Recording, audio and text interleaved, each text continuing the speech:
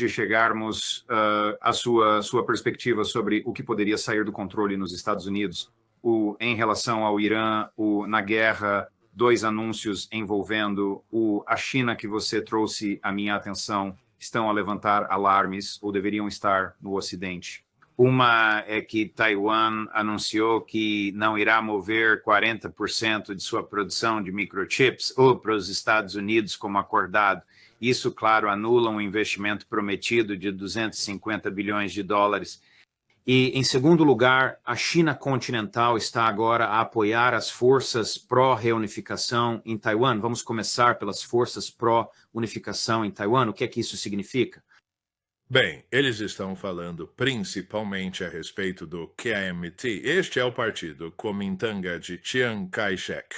Lembrem-se, o Marechal Chiang Kai-shek foi o líder que conduziu as forças nacionalistas do continente para Taiwan, para que pudessem escapar da destruição pelas forças comunistas que haviam vencido a Guerra Civil. Eles se tornaram o mais forte grupo de defesa na ilha pela reunificação com o continente. Bem, então o Kuomintang é um KMT muito poderoso porque domina o parlamento. Neste momento, o parlamento, a maioria no parlamento em Taiwan, é a favor da reunificação com a China. Muito poucos americanos estão cientes disso. Eles pensam que há uma espécie de corrida louca para declarar a independência. Não há. E, de fato, eles bloquearam os esforços do presidente, que é pró-independência, para tomar medidas de apoio à independência. Então, essa é a primeira coisa. E a segunda coisa é que agora acho que eles podem esperar financiamento direto do continente, porque a última coisa que o continente chinês quer é uma guerra.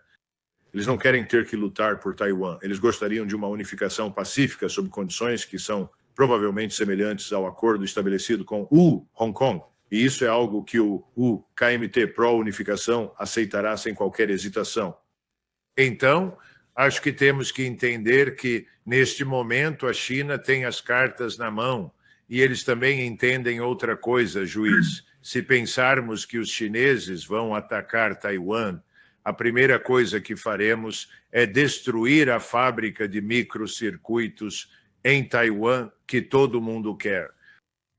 Então, não vamos permitir que os chineses sejam os proprietários. É tão simples quanto isso.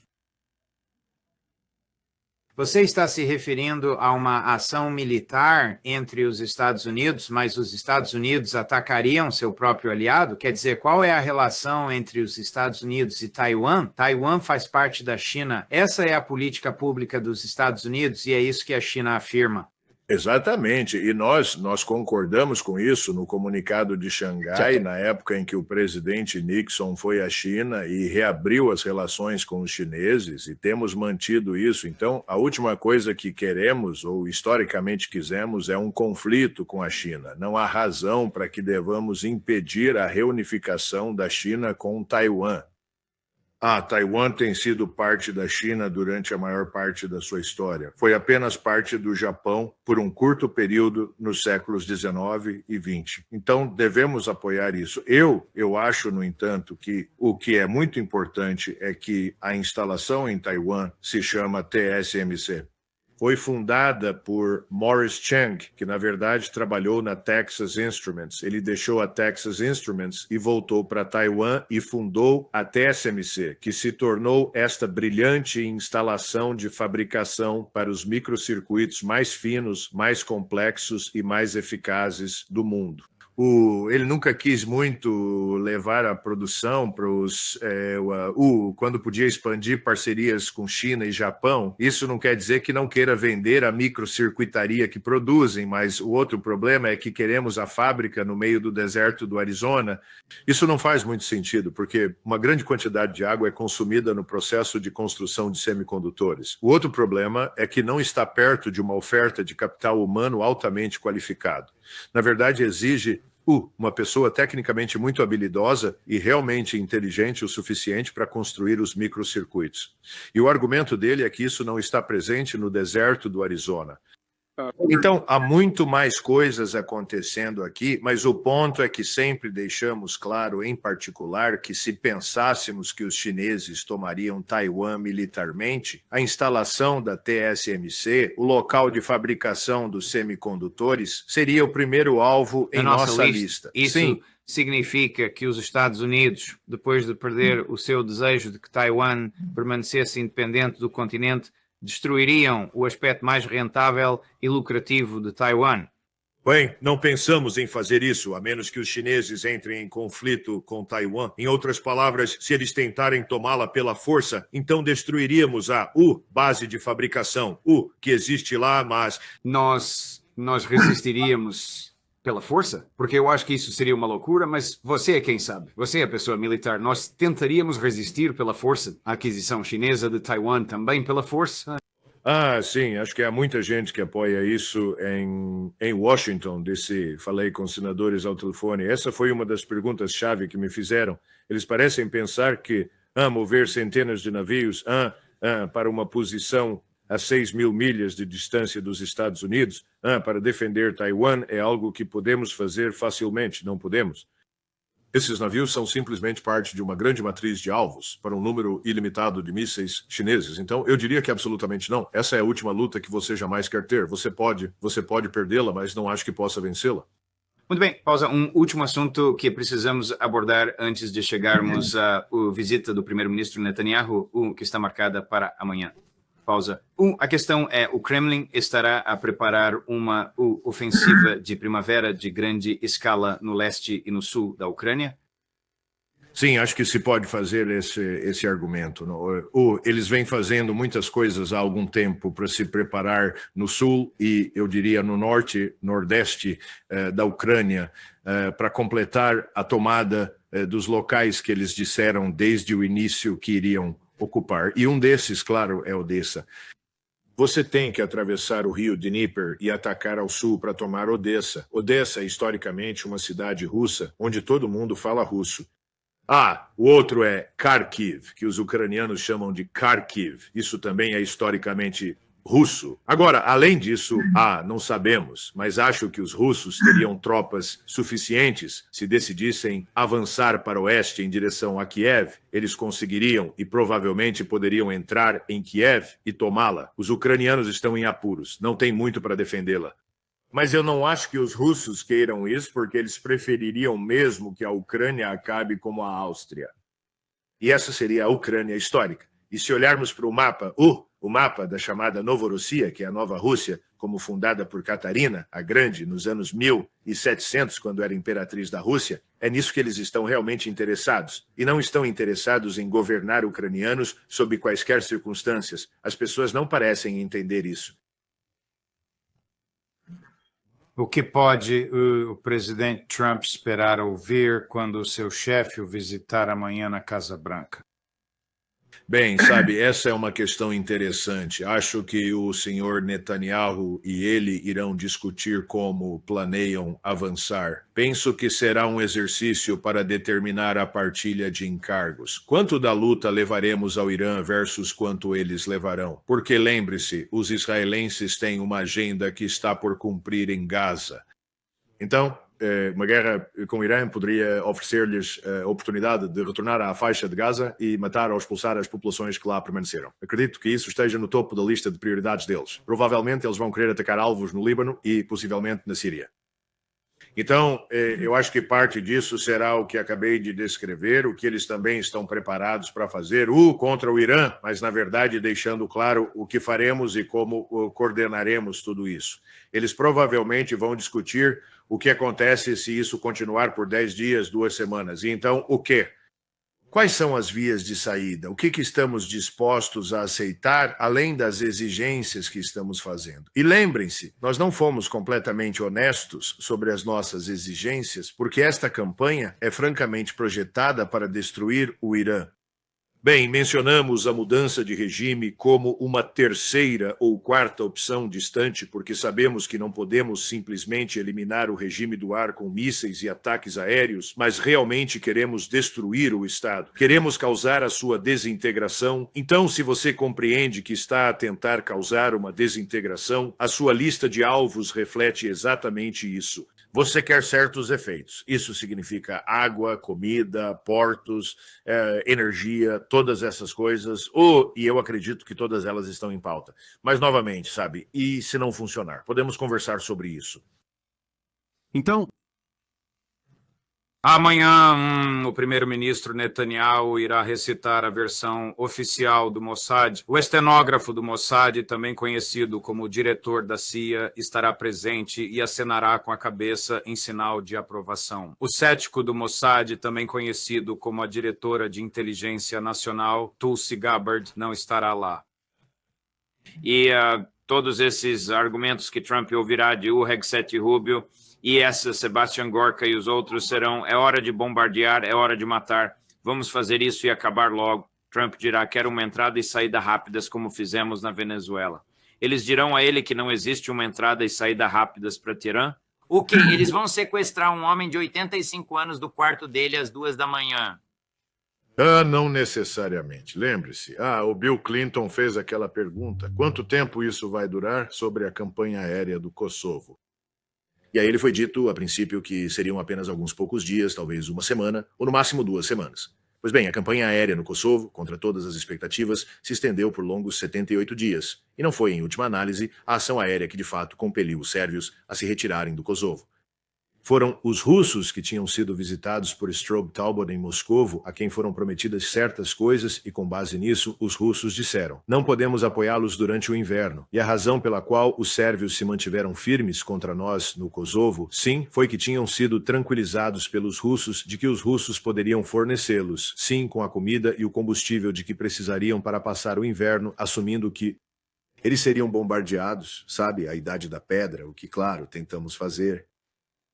Não deu certo, mas o Strobe Talbot prevaleceu naquele dia e os sérvios se retiraram. Meu ponto é que o poder aéreo e de mísseis é um produto de resultado incerto. Você não sabe o quanto ele realmente vai conseguir. E considerando que não estipulamos com a devida clareza o que de fato queremos, além das 3 exigências que o senhor Netanyahu apresentou e que, para ser franco, os iranianos simplesmente não podem aceitar, eu realmente não sei por quanto tempo isso poderá se estender e não acredito que haja alguém que o saiba. E se o presidente Trump está sendo informado de maneira diferente, ele não está recebendo a verdadeira informação. qual é o provável panorama regional se os Estados Unidos se envolverem num bombardeio sustentado por mais de 2 ou 3 semanas de Teherã, juntamente com os israelenses, num esforço para decapitar o regime iraniano? Quer dizer, você só pode imaginar qual será a resposta iraniana contra Israel e contra as tropas americanas na área. Bem, para mencionar brevemente de novo, a campanha aérea do Kosovo ficou bem claro, à medida que avançávamos para abril e maio, que a campanha não seria sustentada durante todo o verão, porque os italianos, os gregos, até os turcos, outros estavam levantando objeções, assim como os espanhóis, porque isso teria um impacto não só na temporada turística, mas na qualidade de vida e prosperidade no Mediterrâneo. Então, havia uma urgência crescente para acabar com a guerra. Agora, eu acho que é provavelmente tão ruim no Oriente Médio. Tenho certeza que os sauditas, os Emirados, o Catar, o Kuwait, o Egito, a Jordânia estarão todos revoltados se esta coisa durar por mais de algumas semanas, porque os prejudica. Isso prejudica os seus negócios, sim, e prejudica os seus rendimentos. Mas o mais importante é que os turcos, e creio que já o referi anteriormente, a sua perspectiva sobre esta questão é que eles podem ter as suas divergências com o Irão, mas não apoiam uma campanha que tenha sido concebida para destruir o Irão. Eles não apoiam. E a maioria da população turca que preferiria muito mais atacar Israel e matar a todos. Essa é a sensação que se tem em Istambul. Então, eu penso, sabe, esta é, de fato, uma operação de alto risco. Estamos a tentar assegurar a hegemonia israelita sobre a região por muitas décadas, através da eliminação daquilo que é ostensivamente o principal obstáculo. Mas a verdade é que, embora possa parecer o principal obstáculo, não é de forma alguma o único. E eu diria que a Turquia é bastante capaz militarmente de representar uma ameaça ainda maior a Israel do que o Irã jamais foi. Os turcos atacarão militarmente Israel para aliviar a pressão sobre o Irã enquanto ele está sendo atacado pelos Houthi Israel? Apenas se os russos e os chineses estiverem ao lado deles, eles farão absolutamente tudo o que estiver ao seu alcance para auxiliar e apoiar os iranianos, mas sem chegar ao ponto de entrar em guerra com os israelenses ou conosco. Lembre-se bem, isso sempre retorna à mesma questão fundamental, juiz. A maioria dos estados da região, estou falando principalmente da Turquia e do Irã, talvez alguns outros, estão convencidos de que poderiam superar os israelenses. Eles não podem nos superar sozinhos, então precisam ser apoiados externamente se quiserem se opor a Israel e aos Estados Unidos. E este é o grande perigo que estamos a cortejar agora, porque embora os russos e os chineses não sejam assim tão diferentes dos turcos, eles não estão interessados em entrar em guerra conosco, mas têm um interesse vital na sobrevivência do Estado e da nação iranianos. Não creio que fiquem sentados em silêncio a observar-nos pulverizá-lo. Acho que em algum momento eles nos informarão que não vão mais tolerar isso e ameaçarão com ações. Ora, historicamente, e acho que o General Keane disse isso, como acho que Lindsey Graham também disse, bem, sabe, essas coisas já foram ditas no passado e ninguém fez nada. Bem, primeiro, eu diria que os russos, em particular, estão muito, muito cansados de nós, mais cansados do que imaginamos. Eu acho que eles consideram as negociações que têm conosco como uma viagem ao Triângulo das Bermudas. Você entra, navega por ali, acaba saindo, mas sai em outro lugar diferente de onde entrou e não sai com nada. Então, a perspectiva deles é que eles investiram em nós com a expectativa de que fôssemos sérios. Acredito que começaram a questionar a verdadeira seriedade das nossas intenções. Na verdade, eles encontram muitas evidências de hostilidade e malevolência. Então, os russos, eu acho, são mais propensos que os chineses a virem auxílio dos iranianos logo de cara. Em outras palavras, quando ficar claro que o Irã será destruído. Já os chineses, por outro lado, estão ficando cansados de nós. Estão liquidando suas carteiras de títulos, o que tem implicações para a estabilidade da nossa economia e do nosso sistema financeiro. Eles estão a impulsionar uma moeda com lastro em ouro e, na prática, a desdolarização. Os chineses, contudo, são extremamente dependentes do petróleo e, se parecer que lhes será negado o acesso a ele, eu não me surpreenderia se eles mobilizassem os seus submarinos e algumas embarcações em apoio ao Irão. E se há uma coisa para a qual nenhuma marinha no mundo hoje, nenhuma força naval está adequadamente preparada, é para sobreviver a submarinos. O submarino domina as ondas. Então, isso é um pesadelo que simplesmente não tem fim, juiz, e é por isso que não acho que devamos começar de forma alguma. O que aconteceria com o preço da gasolina nos Estados Unidos se o Estreito de Hormuz fosse fechado?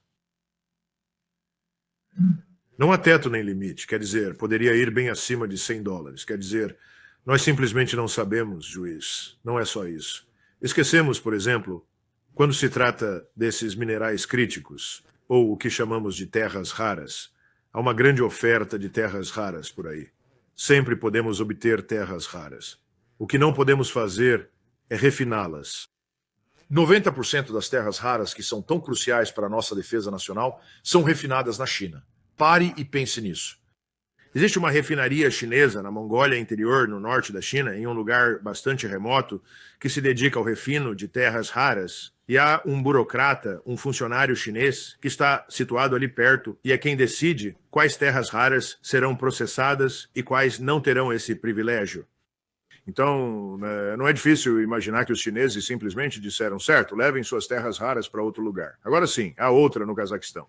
Pode haver outras das quais eu não esteja ciente, mas o ponto é, deveríamos ter nossa própria refinaria. É aí que se deveria gastar dinheiro se você é o presidente dos Estados Unidos e o secretário de guerra. Construa uma refinaria. Não fizemos isso. Então, essa é a ponta do iceberg proverbial. Por que, e se por acaso isso não aconteceu, por favor, corrija a premissa da minha pergunta, por que o presidente, o primeiro-ministro Netanyahu pediu ao presidente Trump para cancelar um ataque iraniano planejado há cerca de um mês, em meados de janeiro? Será que foi porque não havia navios americanos suficientes na região? Acho que estava muito claro que estávamos apostando muito forte no sucesso do Mossad para inspirar um fervor revolucionário contra o regime. Temos ouvido muitas declarações ridículas sobre milhares de pessoas mortas nas ruas e dezenas de milhares presas e assim por diante, né, que acho que o número final de fontes europeias e do Oriente Médio foi de cerca de 3.100 e poucos mortos. E estas pessoas não foram mortas logo no primeiro momento. Inicialmente, estas eram manifestações bastante legítimas, porque todos sabemos que a economia está terrível e o regime iraniano tinha recusado aceitar dinheiro que a poderia ter ajudado. Acredito que eles vão obter isso agora dos chineses e de outros países para conseguir estabilizar a sua própria moeda, mas o ponto principal é que eles se recusaram a aceitar essa ajuda e, como resultado, surgiram esses protestos muito legítimos. Então, o Mossad, com 40 mil terminais Starlink do nosso amigo Elon Musk e de outros, entrou no país. Foi então que a inteligência russa e a chinesa se envolveram. Eles conseguiram localizar todos os terminais e encontraram todas as pessoas responsáveis por encorajar a revolução ou o levante, e eles a suprimiram. E agora o argumento é: bem, o Irã está mais fraco do que jamais esteve. Isso não é verdade, quer dizer, é simplesmente uma mentira. Nada poderia estar mais longe da verdade. Na verdade, uma das coisas que é realmente perturbadora é esta tendência, repetidamente, uma e outra vez, de deturpar a Rússia e a China e outros estados, até mesmo o Irã, como irremediavelmente incapazes, fracos, incompetentes, despreparados, mal equipados e assim por diante. Acho que vamos aprender uma lição desta vez, mas devíamos tê-la aprendido na Ucrânia, eu diria, com base no desempenho russo lá. Mas não é isso que se ouve de dentro do círculo político. Eles continuam a repetir as palavras do general Keane e de outros que aparecem e dizem: eles são fracos, podemos enganá-los, nós podemos brutalizá-los, nós podemos explorá-los, não há nada que eles possam fazer. Isso não é verdade. Os Estados Unidos estão militarmente preparados e em posição para engajar em um ataque sustentado a Teherã? Bem, eu sei que a Marinha tem limitações que são bastante conhecidas. Em primeiro lugar, dizem-me que tem mísseis para 10 dias ou 2 semanas. E depois começam a surgir problemas. E isso acontece porque não temos capacidade de resposta rápida. Não é apenas uma questão de construir mísseis. São artigos bastante complexos. Construí-los é algo muito desafiador. Você precisa de técnicos qualificados nas linhas de montagem. Você precisa de pessoas que saibam o que estão fazendo, que estejam preparadas, educadas e treinadas para isso. Nós só temos um número pequeno desses. É como construir submarinos, é o mesmo problema para nós. Há poucas pessoas que conseguem soldar aço no padrão exigido para um submarino da classe Virginia. Então temos um gargalo de submarinos quando se trata de produção. O presidente Trump tentou injetar dinheiro nisso e tenho certeza que terá efeito com o tempo. Mas, neste momento, não fará diferença alguma e não temos capacidade de aumento. Não podemos mudar como fizemos durante a Segunda Guerra Mundial e dizer, em 1944, temos que aumentar a produção de X, tanques, jeeps, seja o que for. Isso simplesmente não existe. Então, a Marinha tem um problema aí. A segunda parte com a Marinha é muito simples. A maioria desses navios tem que voltar ao porto para reabastecer. Agora, ainda alguns deles serão abastecidos no mar, mas não com os mísseis, nem com os caros armamentos. Essas coisas exigem tempo em porto, né? O que os tira do teatro de operações e da ação. Quando isso vai acontecer? Eu não sei. Quer dizer, eu imagino que depois de alguns dias ou uma semana, você vai ter que começar a rotacionar navios para recarregarem. E a maioria deles são lançadores verticais. É uma manobra complexa. Você tem que ser treinado para fazer isso, então vai levar tempo. Agora, do lado da Força Aérea, e a Força Aérea é a que mais sofre, eles podem atacar com grande intensidade por 4 ou 5 dias. E depois começam a ficar sem fôlego. Simplesmente não há pilotos e aeronaves suficientes. As pessoas ficam cansadas. Mas por 4 ou 5 dias, acho que você pode ver a mãe de todas as campanhas aéreas da Força Aérea do ZEUA, principalmente bombardeando de altíssima altitude com dezenas de milhares de libras de explosivos entregues com precisão. Eu não sei se os iranianos possuem a capacidade, com seus sistemas de defesa aérea, de derrubar qualquer um deles. Eles, segundo relatos, agora têm, além das defesas aéreas russas, incluindo o S-300 e algumas versões modificadas dele, que são bastante eficazes. Agora eles têm este HQ-9, ou eu acho o HQ-9B, algo assim.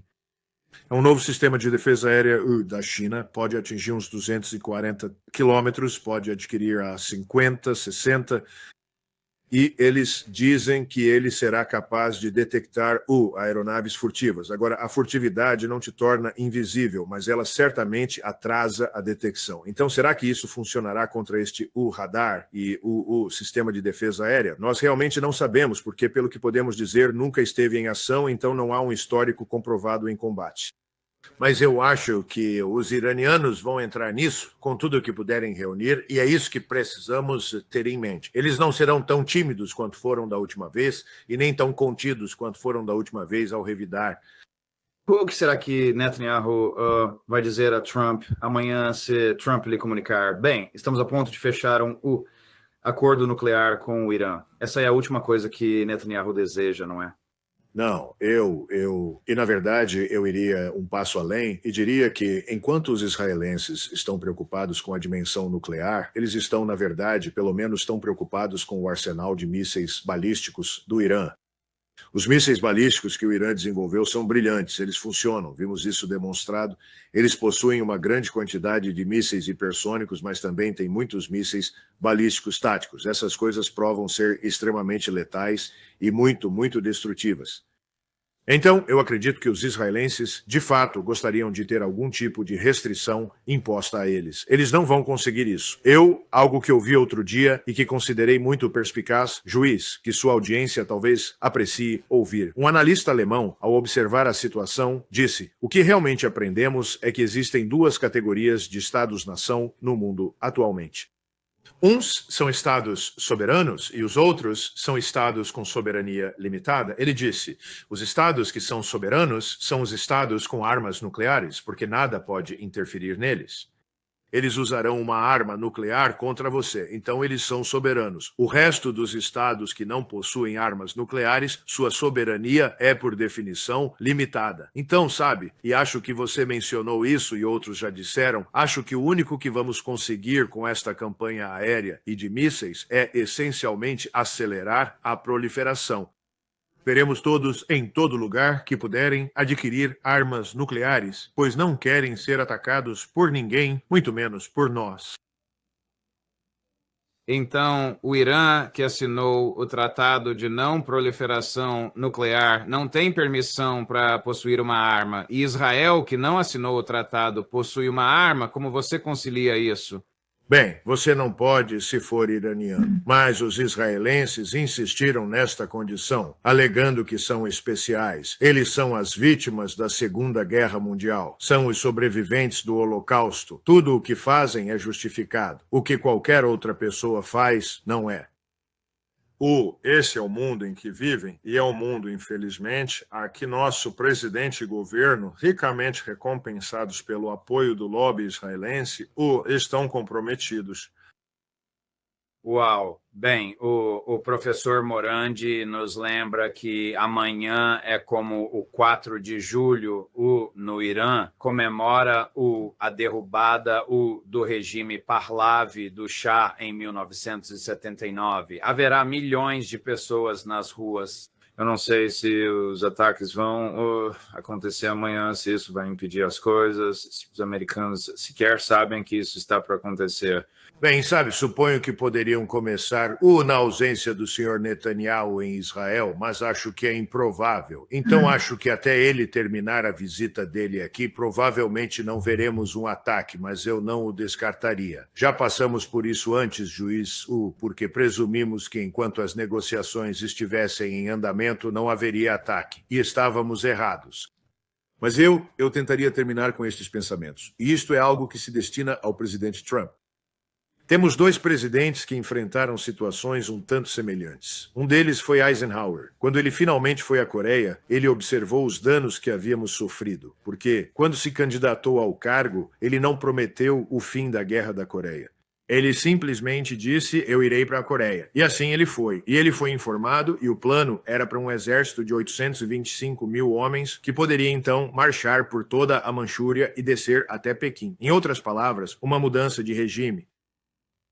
E ele sabia o que isso acarretaria, e ele sabia que isso significava que precisaríamos recrutar pelo menos alguns milhões de homens para as Forças Armadas para que isso funcionasse. E ele disse ao seu assessor, depois de ouvir o briefing, que essas pessoas tinham perdido completamente a cabeça. Os americanos nunca aceitarão isso. Eles não querem marchar para a China. E ele supostamente disse em algum momento, talvez devêssemos lidar com a China. Quer dizer, imagine só que ideia notável. Então, isso foi descartado e a guerra acabou após, o quê? Uns 18 meses. E negociamos e vivemos com isso desde então. Não perfeito, mas foi melhor do que perder dezenas de milhares de soldados, aviadores, fuzileiros navais e tal. Agora, outro foi JFK, e isso foi durante a crise dos mísseis cubanos. Todos os seus comandantes, seus líderes militares seniores e os chefes do Estado-Maior Conjunto, eles queriam invadir Cuba. Eles queriam que fosse bombardeada para a Idade da Pedra. Agora pode ser que o general Shoup não quisesse.